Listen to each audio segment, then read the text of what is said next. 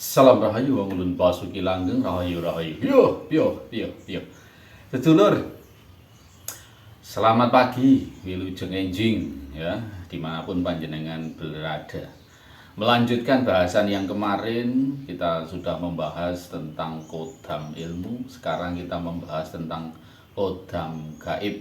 Nah, sedulur, kodam gaib ini merupakan smart energy, yaitu energi kecerdasan yang memang tujuannya adalah untuk membantu kehidupan, membantu mewujudkan dari orang yang mempunyai smart energy ini atau disebut dengan kodam gaib tersebut. Nah, sedulur, jenis kodam gaib itu ada dua, dari eksternal dan internal. Kalau eksternal itu meliputi malaikat, roh leluhur, jin, setan, demit, peri, gentayangan ya, dan sebagainya. Kalau kodam internal itu yang berasal dari dalam diri kita sendiri, yang ada di dalam diri kita, dan memang sifatnya kalau kodam internal itu tercipta atas kehendak dan atas kemauan dari si praktisi ya, si kita. Nah, kodam internal ini ada 5 jenis ya. Yang pertama itu adalah roh suci. Terus yang kedua ini adalah kembaran diri, atau lebih dikenal kalau di Jawa itu ya sedulur papat itu. Terus kodam lelaku, kodam ilmu, dan kodam virtual. Kodam virtual ini kita bisa menciptakan energinya, pengkristallan energi dari penciptaan kita sendiri.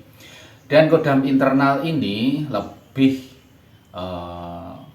selaras, tidak ada resiko ya dengan kehidupan kita ya. Jadi cenderung aman ya kalau kodam internal ini ya, cenderung aman kalau kita gunakan, karena memang tercipta dan diciptakan itu selaras dengan diri kita, karena kita sendiri yang menciptakannya. Nah, itu sedulur. Nah, selanjutnya kodam eksternal ini banyak resikonya yang akan menghadapi kehidupan kita ketika kita mempunyai kodam eksternal ya. Saya sebut tadi adalah kodam malaikat, ada kodam roh leluhur, ada jin, setan, demit, genderuwo, dan sebagainya gitu. Kenapa kok bisa itu beresiko? Yang pertama itu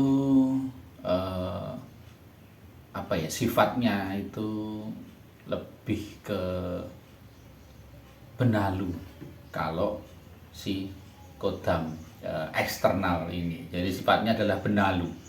Jadi dia hidup itu menumpang, dan dia makan juga untuk kepentingannya, untuk kekuatannya itu menyerap energi kita, menyerap energi kehidupan kita, yang akhirnya juga menjadi beban bagi kita ya, karena energi kita terserap oleh mereka. Terus mereka adalah makhluk yang di luar kita, yang mempunyai kebutuhan, yang mempunyai keinginan, yang mempunyai tujuan, yang mempunyai pemikiran atau sifat yang bisa jadi berbeda dengan kita, yang seharusnya memberdayakan malah itu akan merugikan atau mematikan kemajuan diri kita. Jadi resikonya luar biasa. Jadi kalau kita bisa lihat bahwasanya orang yang mempunyai kodam gaib ya, itu ciri-cirinya pasti ada 3 sumber kehidupannya itu yang tidak baik. Sumber kehidupan itu ada jodoh, pati, dan rezeki. Di antara 3 ini pasti ada yang kalah ketika mereka mempunyai kodam eksternal. Itu yang berbahaya. Jadi resikonya seperti itu. Jadi akan mempengaruhi pribadi, yang akan mempengaruhi kehidupan dari praktisi atau yang mempunyai kodam eksternal itu tadi ya. Karena sifatnya benalu, dia menyerap energi kehidupan kita, dan tentunya juga belum tentu selaras dengan diri kita. Karena dia juga punya tujuan hidup, punya keinginan, punya kebutuhan, dan punya visi misi sendiri ya. Makanya bisa jadi yang harusnya membantu kita malah merusak diri kita, yang harusnya memberdayakan malah mematikan diri kita.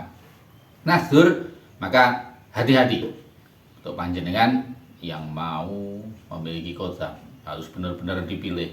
Dan jika Anda merasa ada ciri-ciri di kehidupan Anda, contoh ada jalur rezekinya yang seret, ya tiba-tiba kok cari uang susah, ini bagaimana, terus itu bisa jadi ada kodam gaib, ya, eksternal yang ada dalam diri Anda.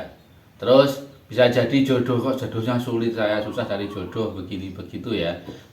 Setiap menjalin hubungan, tiba-tiba ceweknya itu ilfil, putus dengan alasan yang sangat-sangat tidak masuk akal dan hanya sepele saja ya. Itu bisa jadi seperti itu. Nah, dengan pati, karena saya sering sakit-sakitan, gini-gini ya, semuanya tidak baik-baik saja kesehatan saya, gampang pusing, gampang pedih dan sebagainya, itu bisa jadi ya, karena ada makhluk eksternal yang mengikuti diri Anda.